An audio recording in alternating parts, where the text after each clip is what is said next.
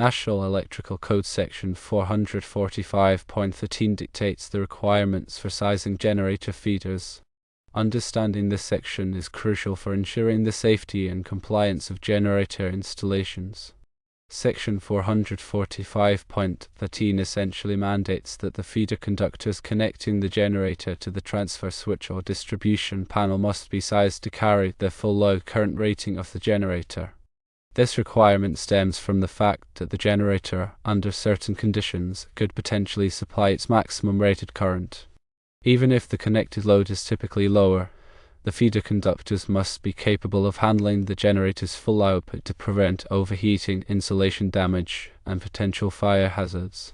To determine the appropriate feeder size, you must first calculate the full load current of the generator. For a single-phase generator, the formula is full load current equals generator kilowatt rating multiplied by 1000, then divided by the voltage.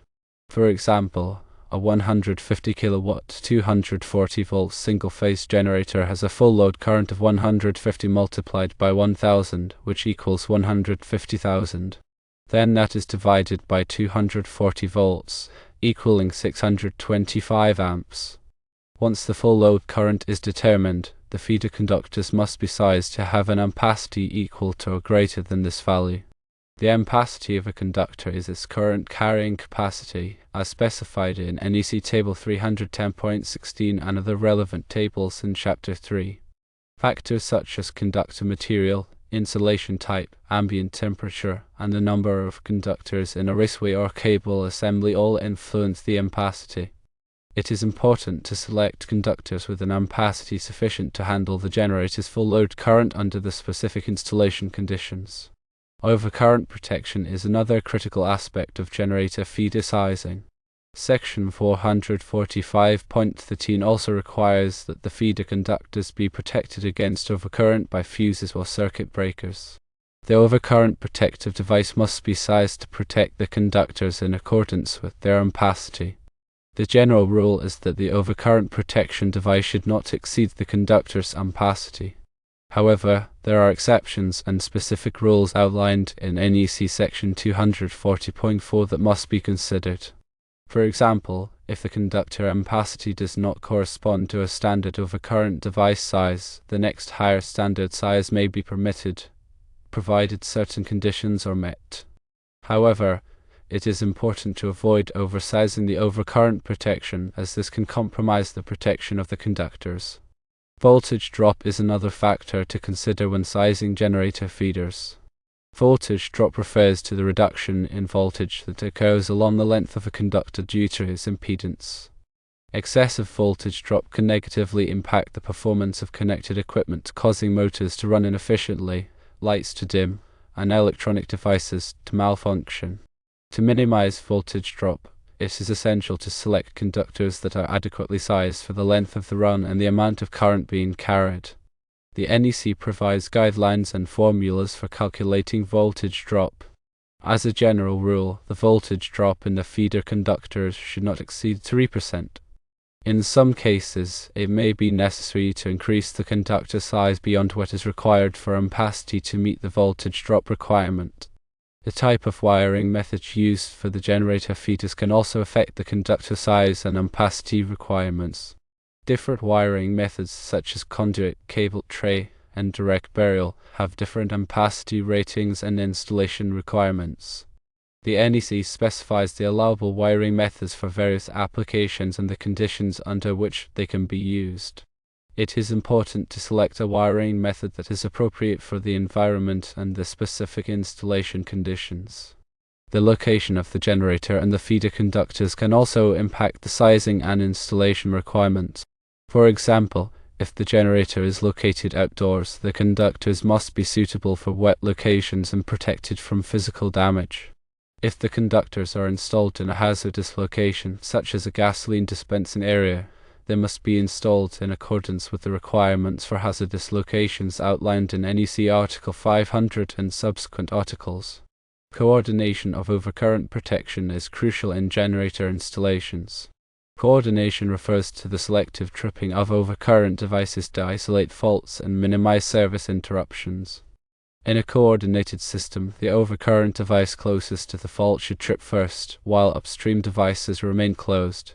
This prevents unnecessary outages and ensures that only the affected portion of the system is de-energized. To achieve proper coordination, it is necessary to carefully select and coordinate the time current characteristics of the overcurrent devices. This typically involves performing a coordination study to analyze the fault currents and determine the appropriate settings for the protective devices. Grounding is another essential aspect of generator installations. Grounding provides a low impedance path for fault currents to return to the source, which helps to protect personnel and equipment from electrical shock hazards. The NEC specifies the grounding requirements for generators and related equipment. In general, the generator frame and the neutral conductor must be grounded in accordance with the NEC. The grounding electrode system must be properly sized and installed to provide an effective ground fault path. Generator installations often involve transfer switches, which are used to switch between the normal power source and the generator. Transfer switches can be manual or automatic, and they are typically installed at the service entrance or at the distribution panel. The transfer switch must be properly sized and rated for the generator and the connected load. It must also be installed in accordance with the NEC requirements. The NEC provides specific requirements for the installation and wiring of transfer switches, including the use of listed and labeled equipment, proper grounding, and separation of normal and emergency power sources. Load calculations are an important part of generator sizing and feeder design. Load calculations are used to determine the total amount of electrical power that will be required to operate the connected equipment. This information is used to select the appropriate size generator and to size the feeder conductors and overcurrent protection devices.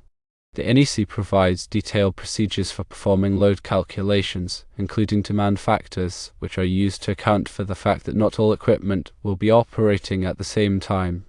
It's essential to consult the generator manufacturer's specifications and installation instructions for specific requirements and recommendations.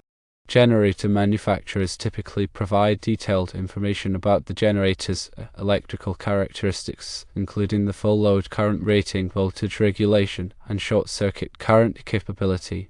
They may also provide specific recommendations for feeder sizing, overcurrent protection, and grounding. It is important to follow the manufacturer's instructions to ensure that the generator is installed and operated safely and efficiently. Regular maintenance and testing are essential for ensuring the reliability of generator systems. Generators should be inspected and maintained on a regular basis to ensure that they are in good working condition. This includes checking the oil level, coolant level, and battery condition, as well as inspecting the wiring and connections for any signs of damage or corrosion. Generators should also be tested periodically to verify that they are capable of supplying the required power. This typically involves performing a load test to measure the generator's output voltage, current, and frequency. The NEC requires that emergency power systems be tested periodically to ensure that they are functioning properly. When installing generator feeders, it is important to comply with all applicable codes and standards, including the National Electrical Code, state and local building codes, and any other relevant regulations. Failure to comply with these codes and standards can result in fines, penalties, and potential safety hazards. It is always recommended to consult with a qualified electrical contractor or engineer to ensure that the generator installation is safe, compliant, and meets the specific needs of the application. They can help with load calculations, feeder sizing, overcurrent protection, grounding, and other aspects of the installation. Using appropriately sized feeder conductors and overcurrent protection is vital for preventing electrical hazards such as overheating and fire. Undersized conductors can overheat when subjected to high current loads, potentially damaging the insulation and creating a fire hazard. Similarly, improperly sized overcurrent protection devices may not trip quickly enough to protect the conductors from overloads or short circuits.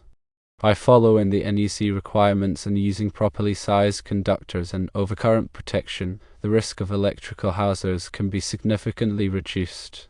Proper grounding of the generator and associated equipment is critical for preventing electrical shock hazards. Grounding provides a low impedance path for fault currents to return to the source, which helps to protect personnel from electrical shock in the event of a ground fault. The NEC specifies the grounding requirements for generators and related equipment, including the size and type of grounding conductors, the location of grounding electrodes, and the bonding of metallic enclosures.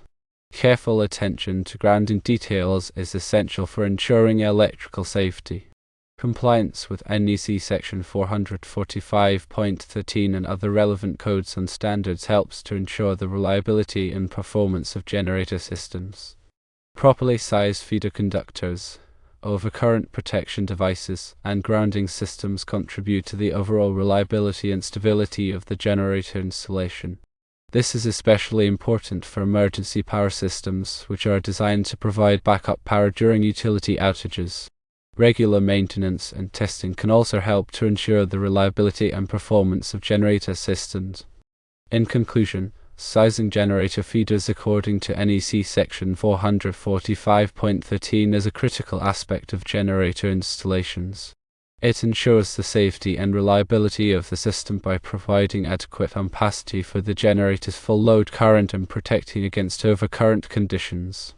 Paying attention to voltage drop, wiring methods, location considerations, coordination of overcurrent protection, and grounding requirements is essential for a safe and compliant installation. Consulting with qualified professionals and following the manufacturer's instructions are also important steps in ensuring the success of the generator project.